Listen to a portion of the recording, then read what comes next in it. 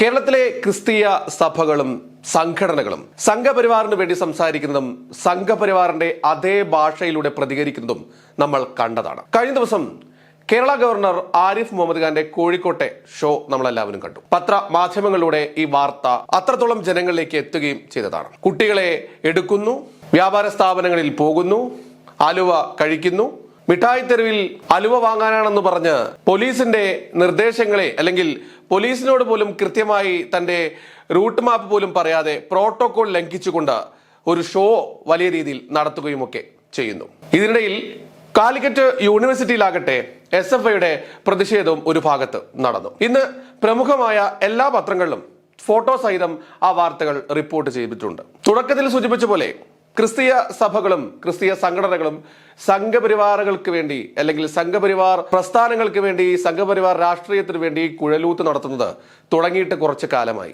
അങ്ങ് ഹലാൽ വിഷയത്തിലടക്കം കാസ പോലെയുള്ള സംഘടനകൾ എടുത്ത തീരുമാനവും അവരുടെ പ്രഖ്യാപനങ്ങളും ഒക്കെ വലിയ രീതിയിൽ വിവാദമാവുകയും ചെയ്തതാണ്. പല ബിഷപ്പുമാരുടെ മുസ്ലിം വിരുദ്ധ പരാമർശങ്ങളുമൊക്കെ വലിയ രീതിയിൽ അന്ന് ചർച്ചയായിട്ടും ഉള്ളതാണ്. ഇതിനിടയിലാണ് ഇന്ന് ദീപികയിൽ വന്ന വാർത്തയും.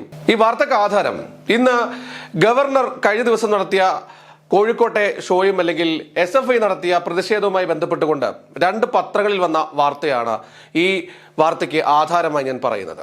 ഒന്ന് ജന്മഭൂമിയും മറ്റൊന്ന് ദീപികയുമാണ്. ജന്മഭൂമി നമുക്കറിയാം BJPയുടെ ഒരു മുഖപത്രം എന്ന രീതിയിൽ തന്നെ പ്രവർത്തിക്കുന്നത്, അല്ലെങ്കിൽ BJPയുടെ മുഖപത്രം തന്നെയാണ് ജന്മഭൂമി. ജന്മഭൂമിയിൽ ഫസ്റ്റ് പേജ്, അതായത് ആദ്യത്തെ പേജിൽ തന്നെ പറയുന്നത് കേരളം ഗവർണർക്കൊപ്പം എന്നാണ്. കഴിഞ്ഞ ദിവസം മാതൃഭൂമി ചാനലും അത്തരത്തിൽ ഗവർണറുടെ ഈ റോഡ് ഷോയെ കുറിച്ച് കൃത്യമായി തന്നെ ബ്രേക്കിംഗ് ന്യൂസുകളിലൂടെ അത് ഉയർത്തി കാണിക്കുകയും അത് പിന്നീട് പലരും വിമർശിക്കുകയും ഒക്കെ ചെയ്തിരുന്നു. കേരളം കണ്ടറിഞ്ഞ ഗവർണർ അല്ലെങ്കിൽ ഗവർണറിന് അനുകൂലിച്ചുകൊണ്ടുള്ള രീതിയിലായിരുന്നു അവരുടെ ബ്രേക്കിംഗ് ടെക്സ്റ്റുകളൊക്കെ ഉണ്ടായിരുന്നത്. അതിനെതിരെ ഇടതുപക്ഷ പ്രവർത്തകർ അല്ലെങ്കിൽ ഇടതുപക്ഷ പ്രവർത്തകരും അതോടൊപ്പം തന്നെ ചില മാധ്യമ പ്രവർത്തകരും ഒക്കെ രൂക്ഷമായ വിമർശനങ്ങൾ ഉന്നയിച്ചിരുന്നു. പക്ഷേ അതെല്ലാം ആ ചാനലിൻ്റെതായിട്ടുള്ള ഒരു രീതിയാണ് എന്ന് വേണം കണക്കൂട്ടാൻ. എങ്കിൽ പോലും ജന്മഭൂമി എഴുതുന്നത് ഇങ്ങനെയാണ്: ഇടത് ഭീകരർക്കെതിരായ പോരാട്ടത്തിൽ കേരളം ഗവർണർക്കൊപ്പമെന്ന് തെളിയിച്ച് കോഴിക്കോട് തെളിയിച്ചു. കാലിക്കറ്റ് യൂണിവേഴ്സിറ്റി ക്യാമ്പസിൽ കാലുകുത്തിക്കില്ലെന്ന് ശപഥമെടുത്ത SFIയെ മുട്ടുകുത്തിച്ച് ഗവർണർ ആരിഫ് മുഹമ്മദ് ഖാൻ ഇന്നലെ മിഠായി തെരുവിലൂടെ ജനങ്ങൾക്കൊപ്പം നടന്നു. ആബാലവൃദ്ധം ജനങ്ങൾ ഗവർണറെ നെഞ്ചേറ്റി. 1.5 കോടിയുടെ ബസ്സിൽ 2000 പോലീസുകാരുടെയും CPM കലാപസംഘത്തിന്റെയും അംഗരക്ഷക അക്രമികളുടെയും വലയത്തിൽ കറുപ്പിനെ വരെ ഭയന്ന് മുഖ്യമന്ത്രി നാട് ചുറ്റുമ്പോഴാണ് ഗവർണർ ഒരു നഗരത്തിന്റെ ഹൃദയം കീഴടക്കി ജനങ്ങൾക്കൊപ്പം അവരിൽ ഒരാളായത്. അങ്ങനെ ജന്മഭൂമിയുടെ ആദ്യത്തെ പേജിൽ മൊത്തം തന്നെ ഗവർണറുമായി ബന്ധപ്പെട്ടുകൊണ്ടുള്ള വാർത്തയാണ്. ഈ മിഠായി തെരുവിലൂടെ പോകുന്ന ചിത്രമടക്കം, ആ ചിത്രം കൂടാതെ തന്നെ തൊട്ടടുത്ത് തന്നെ വാർത്ത ഉണ്ടായത് ഗുരുദേവൻ സന്യാസിയുടെ കടമയെ പുനർനിർവചിച്ചു എന്ന് പറയുന്ന ആ കാലിക്കറ്റ് സർവകലാശാലയിൽ നടന്ന സംഭവവുമായി ബന്ധപ്പെട്ടുകൊണ്ടുള്ള ആ ഉദ്ഘാടനത്തിലെ ഫോട്ടോ സഹിതം ജന്മഭൂമി റിപ്പോർട്ട് ചെയ്യുന്നു. അതോടൊപ്പം തന്നെയാണ് ഈ പത്രത്തിനകത്തും എല്ലാം തന്നെ ഇത്തരത്തിലുള്ള ഗവർണറുമായി ബന്ധപ്പെട്ടുകൊണ്ടുള്ള വാർത്തകൾ തന്നെയാണ് ഏറ്റവും കൂടുതലായി ഉള്ളത്.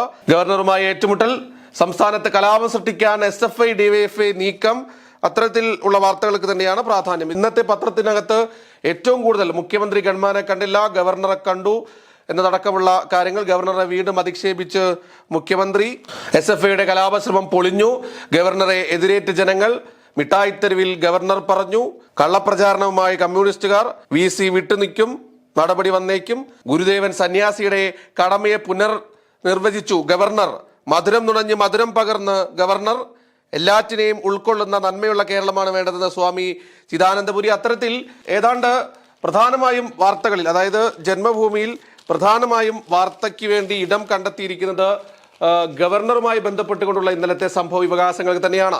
ഇക്കാര്യത്തിൽ എന്തായാലും നമ്മൾ ആരും തന്നെ ആകുലപ്പെടേണ്ടതില്ല അല്ലെങ്കിൽ വ്യാകുലപ്പെടേണ്ടതില്ല. അത് ജന്മഭൂമിയാണ്. ജന്മഭൂമിയിൽ സ്വാഭാവികമായും അത് നമ്മൾ പ്രതീക്ഷിച്ചതാണ്. പക്ഷേ ദീപിക എന്ന പത്രം, കത്തോലിക്ക സഭയുടെ പത്രം എന്നറിയപ്പെടുന്ന ദീപികയിൽ വന്ന വാർത്തയാണ് ഇപ്പോൾ ചർച്ചയാകുന്നത്. മിഠായി തെരുവിൽ മിന്നും ഷോ എന്നായിരുന്നു ദീപിക പത്രത്തിൽ ഈ വാർത്തയുമായി ബന്ധപ്പെട്ടുകൊണ്ട് വന്നത്. ഇത് തന്നെയാണ് ഇത് ചർച്ച ചെയ്യാനുള്ള കാരണവും ഉണ്ടായത്.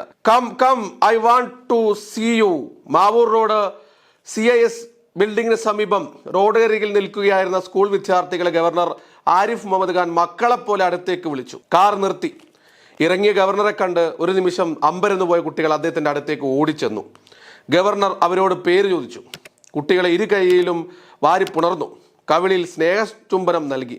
അപ്പോഴേക്കും കൂടുതൽ വിദ്യാർത്ഥികൾ അവിടേക്ക് ഓടിയെത്തി. പിന്നെ അവർക്കൊപ്പം ഫോട്ടോ സെഷൻ. SFIയെയും സർക്കാരിനെയും വെല്ലുവിളിച്ച് ഗവർണർ ആരിഫ് മുഹമ്മദ് ഖാൻ കോഴിക്കോട് മിഠായിത്തെരുവിൽ ഇന്നലെ ഉച്ചയ്ക്ക് നടത്തിയ റോഡ് ഷോ ചരിത്രത്തിൽ ഇടം നേടുന്നതായി എന്നാണ് ദീപികയെ പോലെയുള്ള ഒരു പത്രത്തിൽ വന്ന റിപ്പോർട്ടുകൾ എന്നാണ്. SFI മുഖ്യമന്ത്രിയുടെ വാടക ഗുണ്ടകൾ എന്നുകൂടി ആ വാർത്തയ്ക്ക് തൊട്ടു താഴെ എഴുതി വെക്കുന്നു. പത്രത്തിന്റെ ഉൾപേജുകളിലും ഇത്തരം വാർത്തകൾ കൊണ്ട് നിറഞ്ഞിരിക്കുകയാണ് ദീപികയിലും. ഗവർണറുടെ റോഡ് ഷോ സർക്കാരിനെ നിഷ്പ്രഭമാക്കിയ സർജിക്കൽ സ്ട്രൈക്ക് എന്നായിരുന്നു ഒരു വാർത്ത. ആവേശത്തോടെ ഗവർണർ, ആഘോഷമാക്കി ജനം. അത്തരത്തിൽ ഗവർണറെ പുകഴ്ത്തിക്കൊണ്ടുള്ള വാർത്തകൾ തന്നെയാണ് പ്രധാനമായും ദീപികയും റിപ്പോർട്ട് ചെയ്തിരിക്കുന്നത്. ഈ സാഹചര്യത്തിലാണ് ചില ചോദ്യങ്ങൾ ഉയരുന്നത്. കേരളത്തിലെ ക്രൈസ്തവ സഭകൾക്കും അല്ലെങ്കിൽ ക്രൈസ്തവ സംഘടനകൾക്കും ഇപ്പോൾ ഇതാ ഇങ്ങ് ദീപികയിലും വരെ എത്തിച്ചേർന്നിരിക്കുന്നു. സംഘപരിവാറിന്റെ പ്രമാദിത്യം ക്രിസ്തീയ സംഘടനകൾക്കുള്ളിലേക്ക് വരികയാണ്. വരുന്ന ക്രിസ്മസ് ദിനങ്ങളിൽ ക്രിസ്തീയ വിശ്വാസികളുടെ വീടുകൾ സന്ദർശിക്കാനും അവർക്ക് കേക്ക് അടക്കമുള്ള സമ്മാനങ്ങൾ നൽകാനും നേരത്തെ തന്നെ BJPയുടെ സംസ്ഥാന കോർ കമ്മിറ്റിയിലും സംസ്ഥാന കമ്മിറ്റിയിലുമൊക്കെ തീരുമാനമായിട്ടുണ്ട്. കഴിഞ്ഞ തവണയും ഇത്തരത്തിൽ ക്രിസ്തീയ വിശ്വാസികളെ കൂടെ നിർത്താനുള്ള നടപടികൾ BJPയും സംഘപരിവാർ സംഘടനകളും ആരംഭിച്ചു കഴിഞ്ഞു. ഒരു തരത്തിൽ പലരെയും തങ്ങൾക്കൊപ്പമാക്കാൻ, പ്രത്യേകിച്ച് ക്രിസ്തീയ സംഘടനകളുടെ പ്രധാനപ്പെട്ട ആളുകളെ തങ്ങൾക്കൊപ്പം നിർത്താൻ BJPക്ക് സാധിച്ചിട്ടുണ്ട് എന്നുള്ളതാണ് വസ്തുത. കാസയടക്കമുള്ള സംഘടനകൾ സംഘപരിവാറിന്റെ അതേ സ്വരത്തിലാണ് ഇപ്പോൾ സംസാരിക്കുന്നത്. കാതൽ എന്ന സിനിമ ഇറങ്ങിയപ്പോഴും മമ്മൂട്ടിയെ ആ പേര് തന്നെ വിളിച്ച് മുഹമ്മദ് കുട്ടി എന്ന അദ്ദേഹത്തിന്റെ യഥാർത്ഥ പേര് തന്നെ അഭിസംബോധന ചെയ്തുകൊണ്ടാണ് കാസ എന്ന് പറയുന്ന സംഘടന നേരിട്ടത്. അതിൽ നേരത്തെ ഭീഷ്മപർവം എന്ന സിനിമയിലും ഇത്തരത്തിൽ ക്രിസ്ത്യൻ വിശ്വാസങ്ങളെ അവഹേളിക്കുന്ന തരത്തിലുള്ള സീനുകൾ ഉണ്ടായിരുന്നു. അതിലും അഭിനയിച്ചത് മമ്മൂട്ടിയായിരുന്നു. ഇതിലും അഭിനയിച്ചിരിക്കുന്നത് മമ്മൂട്ടിയാണ്. ഒരു ക്രിസ്തീയ വിശ്വാസി അല്ലെങ്കിൽ ക്രിസ്തീയ നാമധാരി ഇത്തരത്തിൽ സ്വർഗ അനുരാഗിയാകുന്നു എന്നതടക്കമുള്ള പരാമർശങ്ങളാണ് അന്ന് കാസ ഉപയോഗപ്പെടുത്തിയത്.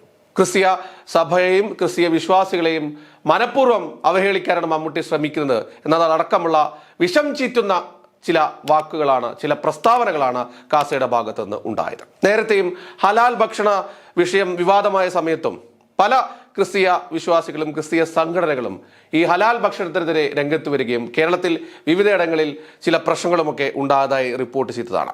നവമാധ്യമങ്ങളിലാകട്ടെ ഇതേ രീതി തുടരുകയും ചെയ്തുകൊണ്ടിരിക്കുന്നു. ഇതിനിടയിലാണ് ഇപ്പോൾ കത്തോലിക്ക സഭയുടെ തന്നെ പത്രമായ ദീപികയും ഗവർണറെ അനുകൂലിച്ചുകൊണ്ടുള്ള വാർത്ത കൊടുക്കുന്നത്.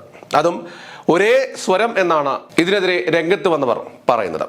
പല പത്രമാധ്യമങ്ങളും ഇന്ന് പുറത്തിറങ്ങിയ പല പത്രങ്ങളിലും രണ്ട് തരത്തിലായിരുന്നു വാർത്തകൾ ഉണ്ടായിരുന്നത്.